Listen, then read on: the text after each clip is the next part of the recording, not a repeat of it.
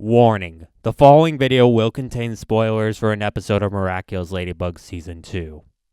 If you want my recommendation, watch the episode I am watching before continuing on with this video.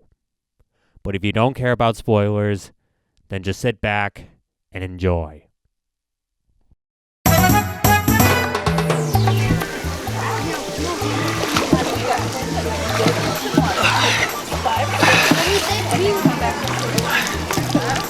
Finally, after 3 months of waiting, I finally get to swim at the pool, I finally get to shoot here, and I finally get to show off my body that I would have charged $100 for people to see, and then never show them or accept the money. Nothing can ruin this day for me.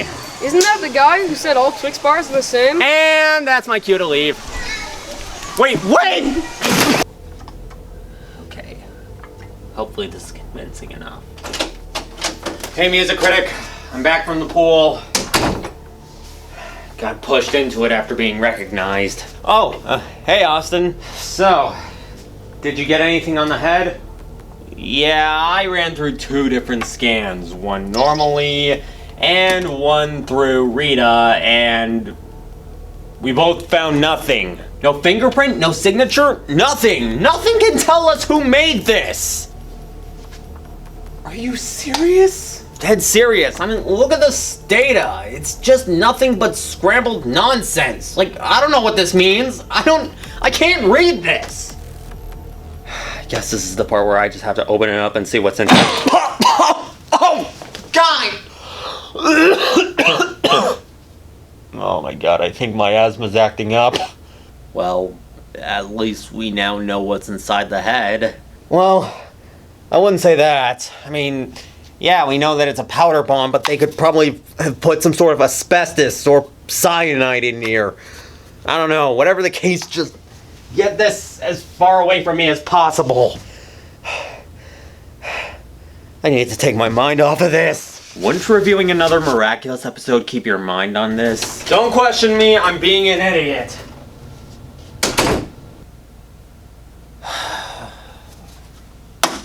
He's hopeless.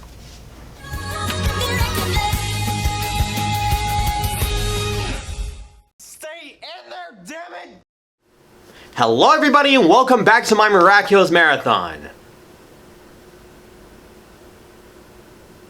I told you there was going to be some renovations. Yeah, this was partly the reason as to why this video took so long. But now that it's fully renovated, we can finally resume our irregularly scheduled program. So, with no good segue, let's have a look at episode 14, Syren. I'm sorry, I didn't know that we were watching Animan 2. So, a couple of animals escaped from the zoo, and Ladybug, Cat Noir, and that one girl Riddler is drooling all over are trying to get him back. Look at this, I feel like I'm watching a Source filmmaker parody. I don't know if this is the fault of DQ or not, but regardless, it's hilarious. You wouldn't eat one of your cousins, would ya? You're not the king of Wakanda, Kitty. They know you're lying. Eventually, Rena uses her illusionary chops to make chops? Oh God, here we go!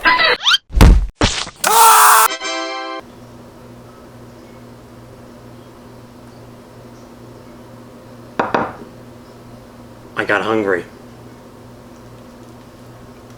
And the Panthers take the bait. Then when Ladybug's about to leave, so Rena can give her back the Miraculous, it seems like Cat Noir's patience with Ladybug keeping secrets has officially run out. So you're allowed to know her true identity, but I'm not? I mean, he's definitely got a good point, but I'm not sure if he has the right to say this after... Good job. You're a fast learner. Yeah. Hypocrite! I hate secrets. Don't we all? And yeah, this is basically Adrian's conflict for the episode. He's tired of dealing with Ladybug keeping secrets. He's so sick of it that after playing with a couple of figures... Yeah, I really need a good dose of PTSD, guys. Thanks a lot! Are you kidding? I will never trust you. 10 out of 10. He goes applying to try and squeeze some information out of him with some good old-fashioned bribery. Our hero, ladies and gentlemen. Now, there's not really that much I could say about the cheeses he brings up, but I will bring up one of them, the fum de mon prison. Now, he does bring up two facts. One of them is correct. They age it on special boards of spruce wood. Like, yeah, they do age this cheese on spruce wood, which is the reason as to why its rind is orange. The other one... Apparently it's the oldest cheese in the world. I looked it up. The fully Montbrison cheese must be aged at least 4 weeks, but it's usually left to age for 8. Parmesan beats it by being aged at least a year. If we really want the oldest cheese commercially available, look at Pito Storico, which is aged 10 to 18 years. There are also some cheddars that were 28, 34, and 40 years old, though the 40-year-old cheddar is gone and God knows what happened to the other two. If we really want the oldest cheese in the world, we'd have to travel to the Dalmatian coast of Croatia, where traces of cheese were found in pottery shards, with the oldest of which dating as far back as 7,200 years old. Though they could be more accurately described as traces of aged fatty acids, and some people have debated on whether they were really traces of cheese or traces of meat. But those are just traces. What about actual cheese? Well, for that, we'd have to dive into the tombs of mummies buried in China's Taklamakan Desert, where they were buried as a snack in the afterlife. The oldest of which date as far back as 3,600 years old, making it well past its prime, reeking of the dead, covered in dust, and probably collected as a historical artifact. This episode made me research cheese. Not even Kippo could accomplish this. Cheese? And even later on, he threatens to give up his Miraculous if Plague doesn't tell him what Ladybug's hiding from him. Like, really? Okay, much like Glossiator, I understand Adrian's frustration. I also hate the fact that Ladybug's keeping secrets from him, like Master Fu and other stuff.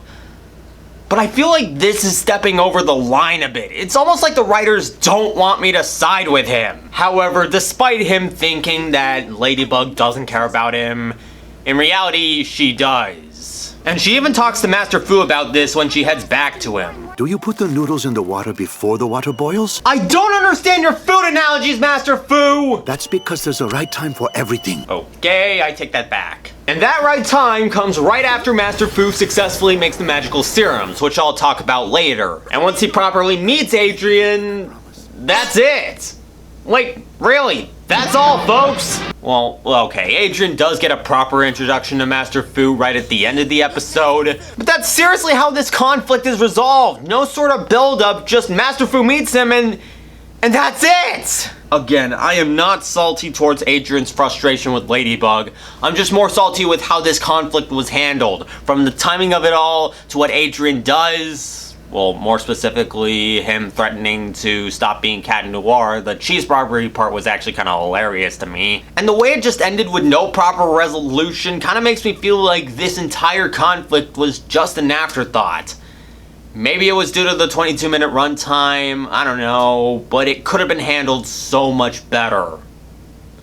So with no good segue, let's just head into our villain of the day. So as this is happening, we cut to the pool, where Kim is hanging out with his friend Undine, voiced by Erica Harlicker, who you might recognize as Ann Takamaki from Persona 5 and Elizabeth from 7 Deadly Sins. The only thing you need to know about Undine is that she's adorable, and she likes to play this game with Kim, where they write down a secret, put it in this bracelet, throw it into the pool, and the other person has to dive into the pool to grab it, and then read the secret out loud. For example, I can stick my big toe inside my ear? why don't I use this as the thumbnail for the episode review? I mean, what are people going to say to that? Like, how do you even do that? Can I do that? Stay in there, damn it! And as Kim is expressing his desire to be a superhero, The powers, the secrets. why would you enjoy the secrets? Why would anyone enjoy the secrets? Keeping secrets? Yeah, I have no idea why anyone would enjoy that. Telling each other secrets? I could understand, but given how secretive the heroes are... Nobody must know who we really are. Not even us. Yeah, good luck with that, buddy. She uses this opportunity to confess her feelings for Kim. Just a shame that he's kind of oblivious and has to go to the movies with Chloe. Why? No, seriously. Why would he invite Chloe to watch a movie with him, especially after... How could this happen to me? that, and especially considering she's a spoiled rich girl who cares more about herself and not movies like Mecha Monkey vs. Cyber Shark 3, which honestly sounds like something the Asylum would cook up. Oh, wait a minute, it was made by Cinema Productions and Film Studio. Well, I don't know about you, but I'm suddenly interested in checking out this movie. You think I could buy it at DVD store? Of course, this upsets Undine, leaving Hawkmoth a great opportunity to send an Akuma to make her his next minion. How many times have you tried to tell your prince how you feel? None, because she sold her voice to get some legs. So the Akuma possesses her bracelet and turns her into Syren, who literally cries a river and floods all of Paris. And I do mean flood, seriously. I didn't think a person could cry this much tears. I think she might need to see a doctor about that. And honestly, Syren as a villain... Okay, at the very least, I do think she's adorable. It's basically Undine with horns on her head, a new suit with fins on her feet and back, and magenta skin with much more defined freckles that, while underwater, kind of make her look like a mixed berry smoothie Jelly Belly.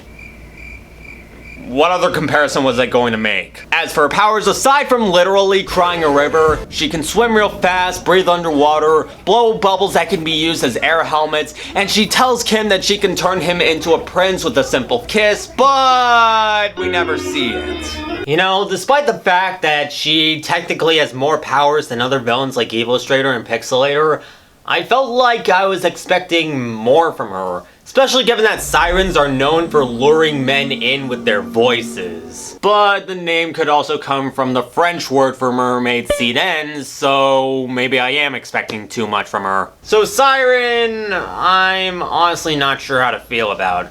I mean, I like the design, and Erica Harlacher does a great job with her performance, but honestly, I don't know if this is the fault of the episode, but she doesn't really show off as much as the other villains. I mean, honestly, she's not a bad villain, she's just not my favorite. And just a random fun fact, because Jar Jelly told me this and I have no idea where else to put it, but Undine's name has its own interesting origin. It comes from Undine the Sea Nymph, who becomes human when she falls in love with a man, but is doomed to die if that man is unfaithful. Are they trying to tell us that the writers are going to kill her off once Kim and Chloe become a couple? So upon seeing Paris being flooded, which makes me wonder how the rest of the world is doing, is Earth completely flooded at this point, or is it just Paris that's underneath a magic cube of water? Kim decides now's a good time to start swimming. Paris is being flooded right now, and the first thing you decide to do is just take a dive? What if you get pulled back into the ocean, or get hurt by debris, or get pulled underneath by a shark or a mermaid? Like right here. He's never gonna make it as a hero. If I look next to me and see an episode thumbnail, I am shooting myself in the thigh. Marinette uses her home to roll away from the rest of the survivors, ends her transformation sequence here, and she takes a dive to save Kim from a giant catfish! Yeah, Sea Life has decided to take sanctuary at Paris. I guess Earth has flooded over itself. It was a long time coming anyways. And given how attached Syren is to her coin slot mouth prince, it goes about as well as you would expect. So they have a new environment, which makes it much more difficult to face off against the villain of the week. How are they going to deal with her?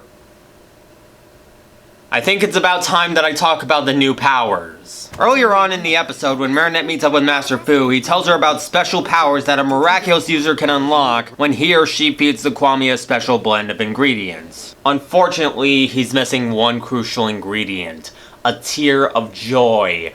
And despite all of his best efforts to figure out what that means, he just can't find the right ingredient. However, when Marinette meets up with him again, she gets the idea to use an actual tear of joy, and decides to extract it from Master Fu by telling some of the most pathetic jokes I have ever heard. And I say this knowing that earlier on she told a cat pun to Cat Noir. Possibly, kitty cat. That's how humorless these jokes are. They make cat puns sound like sugar-free gummy bear reviews on Amazon. I mean, you call this a joke? Why do you go to bed at night? Because the bed won't come to you. Like, give me a break. I could tell funnier jokes than that. In fact, you know what? I'm going to flex my humor muscles a bit. I got some better jokes than what Marinette has, all right? Marinette is a kind soul. Okay, that didn't necessarily stick the landing, but alright, I got a better one. Marinette is the greatest superhero. Really? Not even that? Alright, I got one more, and this will leave you guys on the floor laughing. Ever since the duo came to Paris, our city has never been safer! Oh, brother, this guy stinks! Oh, come on, is it any worse than this? What does a snail say when it's riding on a turtle's back? Woo!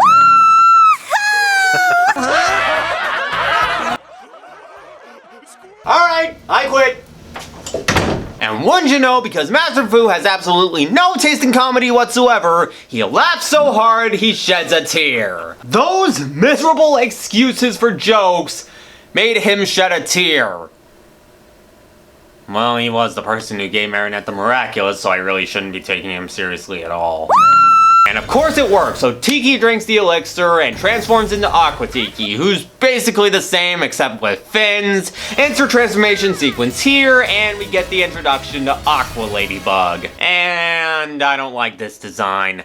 I mean, okay, it's been a couple of years, and in that time, it has gotten easier on the eyes, but I'm sorry, I'm still not a fan of Aquabug's suit. And what's funny is that I don't really mind some of the changes to the suit. Well, okay, I'm not sure how to feel about the larger pigtails and extended ribbons, but I don't mind the belt around her waist, and I really like what they did with the collar. Really, what kills the design for me is the scale pattern of the suit. It just looks so gaudy compared to the hexagonal pattern on the original suit. And what's weird is that a cosplayer that I'm sure a lot of you have heard of named Shiloh did a cosplay of Aqua Ladybug, and it somehow translated better there than it did the 3D model. How do you do that? And how does her mask lose the scale pattern in this shot? Alright, DQ made this. And if you're wondering why I'm not harping on Cat Noir's design, it's basically the same thing, except without the cuffs and claws, which reappear when they fist bump, zippers, and boots, which are replaced with fins. Though I do consider it weird that Ladybug gets the scale pattern and Cat Noir doesn't, but considering how awful the scales look on Ladybug, yeah, maybe it's a blessing in disguise. So we cut back to Syren and Kim, who's now sitting on a throne made of the lifeguard seat, pool chairs, fake palm trees, and pool noodles. A throne fit for a king! Bow to me, you snotty underlings! Sorry, I had to squeeze one in here. She reveals herself as Ondine and asks that he kiss her to turn him into a prince, but... Wait, does this mean I never get to see Mecha Monkeys vs. Cyber Sharks 3? Really? Out of all the things to be concerned about, including your friends being in danger and the Earth being flooded, you're more concerned about a freaking movie? Like I said, he's never going to make it as a hero. Well, a promise is a promise. Oh, yes, you will. Here she comes to wreck the day! Cat Noir meets up with her, he and Syren swim for a bit, Ladybug heads to Kim, he admits he was a doofus, and he inadvertently tells Ladybug where the Akuma could be located. Then she uses her lucky charm, and what did she summon this time? Car keys? Okay, when I was talking about this episode with my friend Ellie, she did bring up a couple of questions about the car key. Namely, how it can work with a random car, and I feel like I could answer this with, there's a possibility that it could be a universal key fob. Of course, I question how it's waterproof, considering I don't know of any key fobs that are waterproof, but still, I won't really harp on this. Not as much as Ladybug's yo-yo making a good breathing apparatus. I mean, where is the air coming out of, and how could you not use this thing without looking like a total moron? I guess we should hit the road then. Oh my god, Ladybug, stop it! Soon the duo head out of the school so they can lure Ondine in the car and trap her inside. Cat Noir reels it out. It makes me forgive Riddler for putting him on his hit list. Ladybug grabs the bracelet and breaks it, releasing the Akuma. Insert status quo you seen here, turn everything back to normal, and then fist bump. Found it. Another day, another attack, another victory for the Miraculous duo, and another inconsistency as we see normal Ladybug's hand here instead of Aqua Ladybug's. We cut back to Master Fu's dojo, where he finally finishes up the elixirs, but Marinette sees the vials as impractical. However, the good thing about the serums is that they can be put into any sort of food and work just fine. So, magical macarons! Magical macaroons? Why do I even bother? Oh, and as I said earlier, Adrian properly meets Master Fu and gets the magical camemberts. I hate transforming. Sucks to be you! As for Undine, well, we do see her again with Kim, who decides to ask her if she can go to the movies with him. It's a bit brief, but hey, any closure's better than no closure. Alright, Gabriel! After seeing the duo's new powers, he's now wondering how to unlock it. And after Nuru tells him only Guardians can read the grimoire, he now plans to find this Guardian to unlock these powers. Not even knowing he's in his own house. Spoiler alert, he has yet to unlock the new powers. He does find the Guardian though, but... boy, is it going to be fun when I have to review that. So that was Syren. How's it hold up?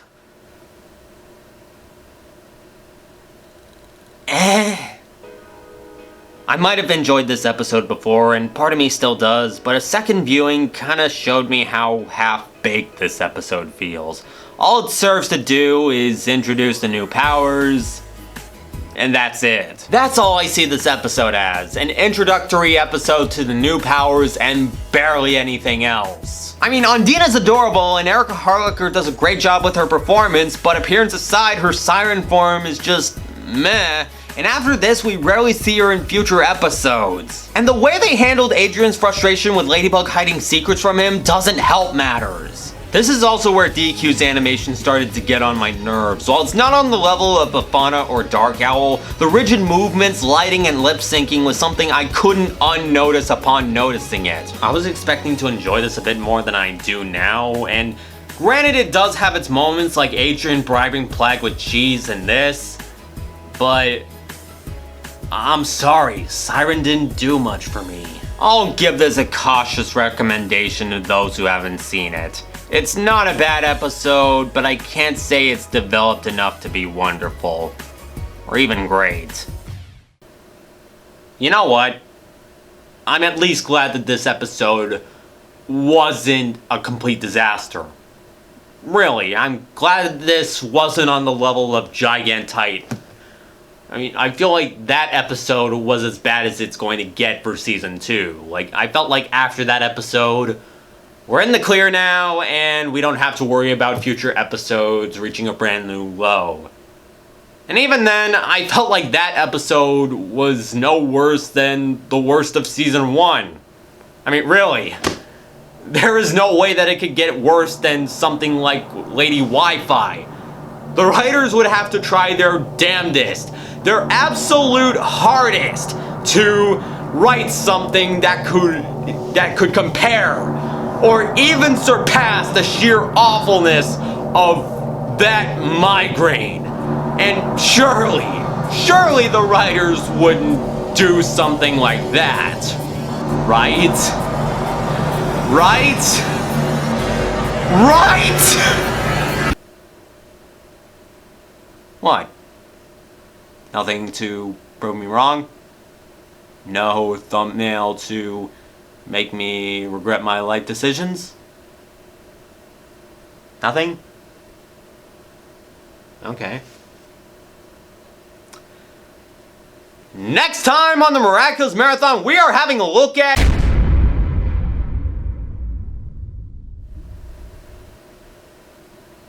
Help! Thank you guys for waiting so long. If you like this, be sure to like, comment, subscribe, support me on Patreon, check out my other social media, and dear God, pray for me for the Frightening Gale review.